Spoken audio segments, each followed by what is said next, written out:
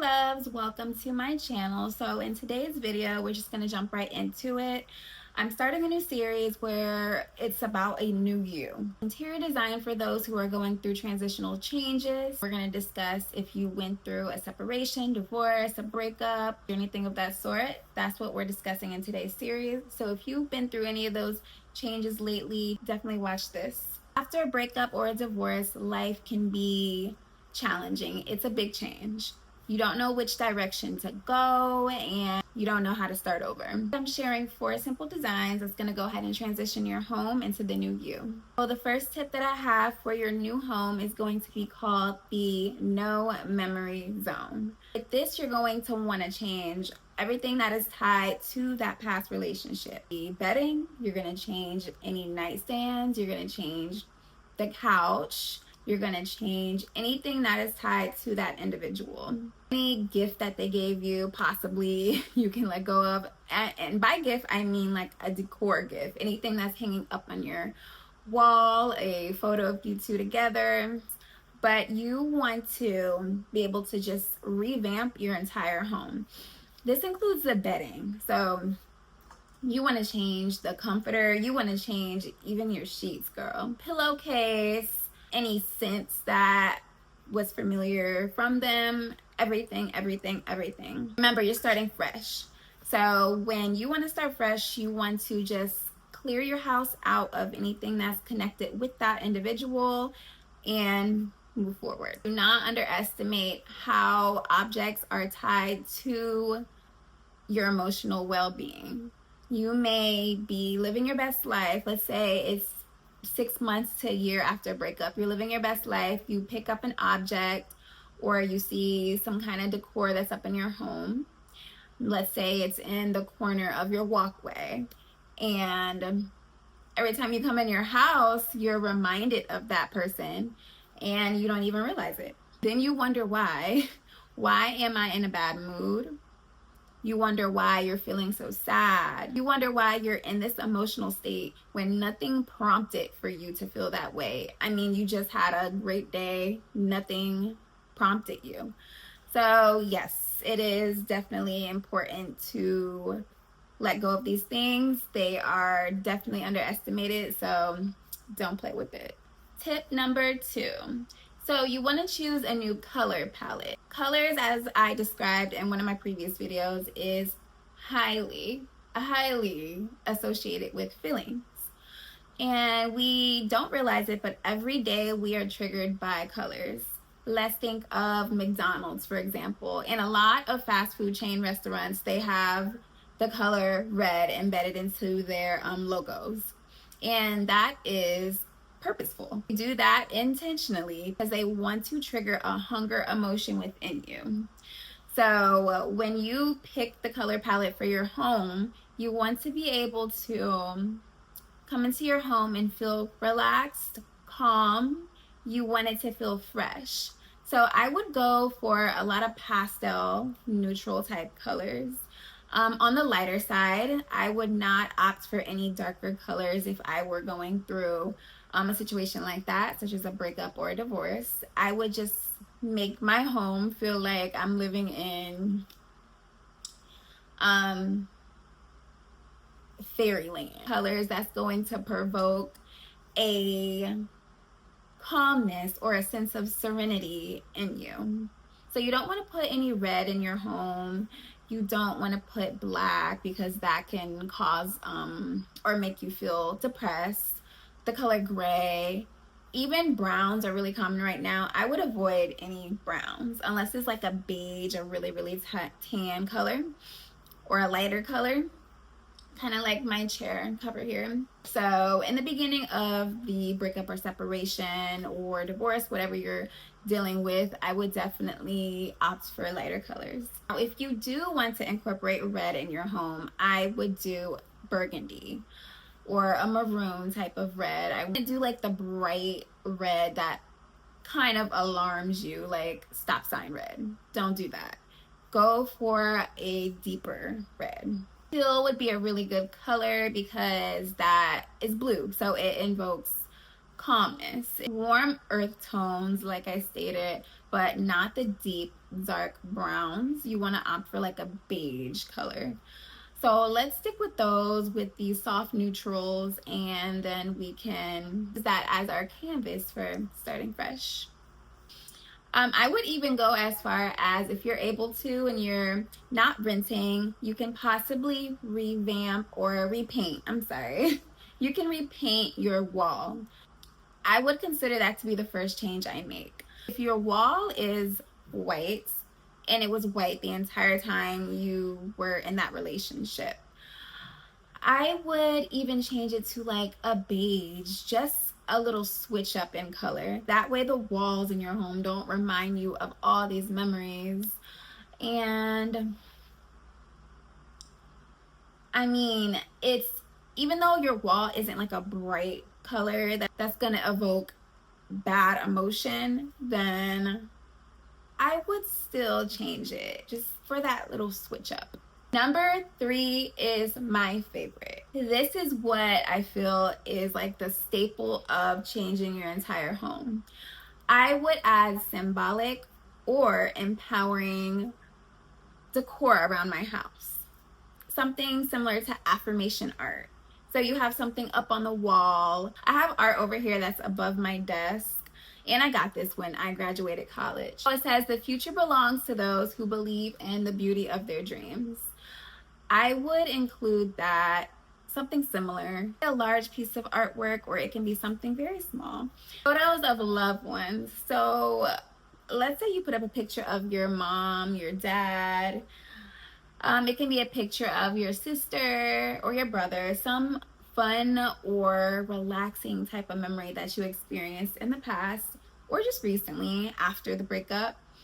Putting that up in your home, or it can be in your entryway. You know how they do the black and white montage of photos in some homes against the wall?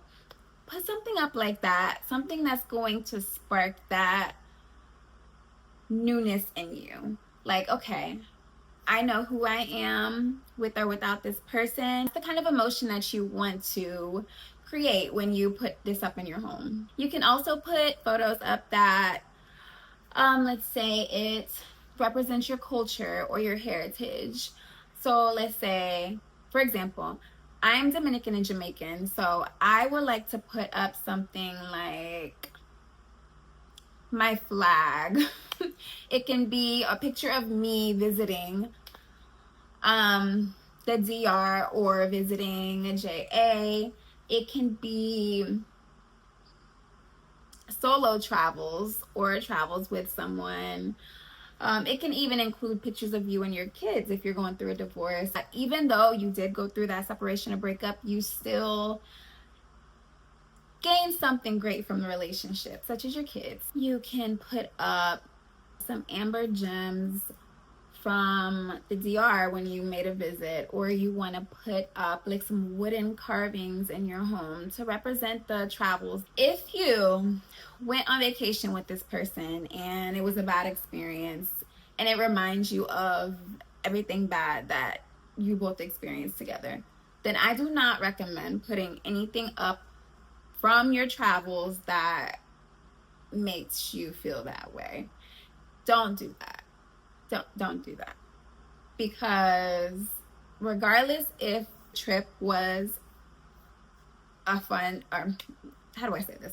Not all travel trips are going to be a great experience if that person that you were with was in any form, let's say abusive, for example. You're not going to want to put that up in your home.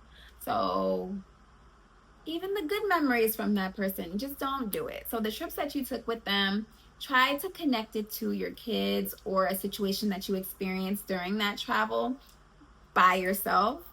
Then you can kind of put that up. Now, if it is part of your culture or your heritage, then that's who you are. And regardless of what anybody, how everybody treated you, that's just who you are. You can't take that part away. But just it depends on your experience. So whatever you went through, use that experience, and when you see that piece of art, if it makes you feel sad mad or angry, or if it makes you feel depressed, just let it go. So the whole point of adding these empowering symbolic type decor around your home is to provoke growth and get you connected to your identity, especially the heritage and cultural pieces that will connect you to who you are, so you can put that focus on you and then take the focus away from what you went through, because what you went through does not determine who you are as a person. You experience a breakup or a divorce or separation, whatever it may be,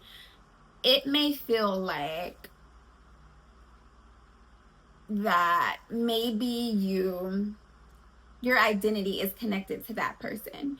And we know 100% that is not true. Your identity is who you are. It is your identity. So never connect your identity and who you are as an individual to another person. How they treated you does not determine your identity. All right, so tip number 4. This is the last tip. I may do 5. Yeah, let's do 5. Bring in life and bring in light. A lot of times when you go through a breakup, you are probably feeling down, depressed. You just want to get a big bowl of ice cream, sit and watch a love movie, and just get fat. You just not do that. No, it may be like easy for me to say because I'm not dealing with that right now, but I've been in a breakup before prior to getting married. So I know exactly how that feels. I've been there, done it, okay? Bring life to your home. You want to add plants. You want to add mirrors. You want to do like open shelving. And I made a video. It was like spring decor, where I said that you would have to open up your space. You want to do it similar to that. So it's very important to open up your space. You don't want it to feel cluttered, because when your space is feeling cluttered, your mind is cluttered. It goes hand in hand. So you want to make sure that you are opening shelves, you're clearing out everything, things that you want to sell. Have a yard sale. Just get rid of things that seem cluttered. So if you have an area, let's say it's full of souvenirs from your trips, you want to clear out that area. You want to get it organized so you can find exactly where everything is. You want to clean out your cabinets, your drawers. You want to clean out your closets. Keep it organized. Start fresh. So when you go through a breakup, you want to be able to do kind of like a spring cleaning.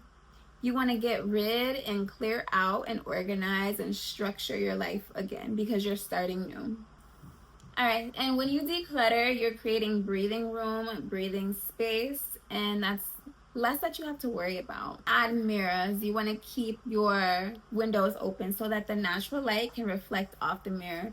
It's something about having a mirror in your room or having a mirror in your home to where it hits the outdoor lighting and it just reflects in your home. It's almost like the sun is rising, and we like to associate the sun rising with a brand new day.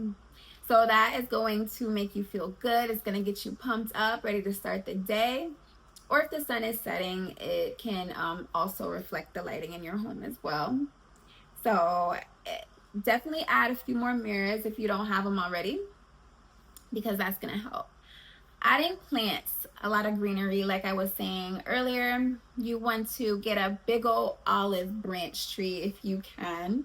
Go ahead and add that if you don't have it already. Now, if it's tied to that relationship, don't get an olive branch. Like if your ex loved olive branch trees, whatever it was, I don't know.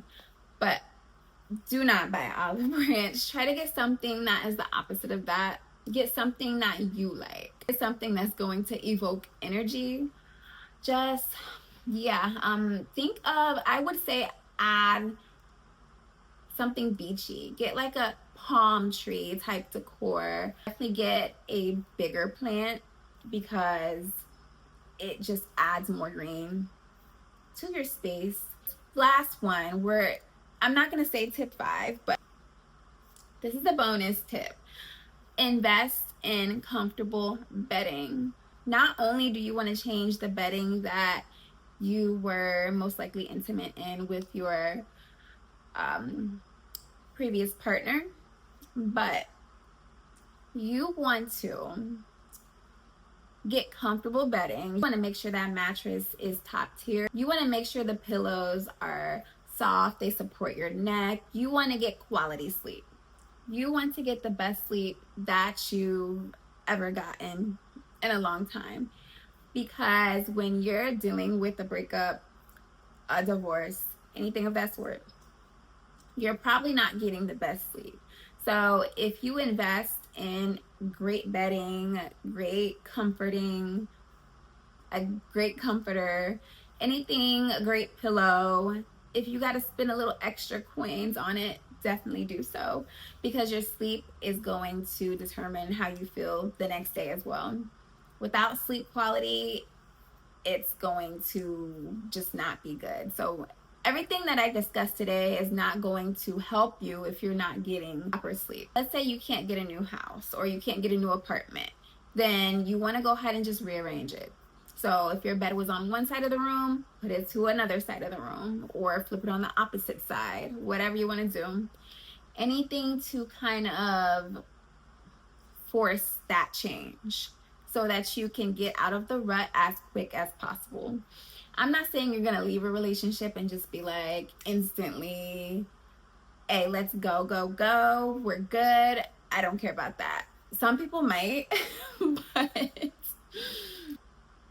you want to create an atmosphere to where you cannot sit in that situation or those types of feelings for too long. Those are all the tips that I have for today's video. If you want to get more tips on how to make your room or your home more spacious and give it that airy feel to where it doesn't feel so cluttered, definitely check out the video that I have linked below. Thank you so much for checking out today's video, and I will see you guys next time.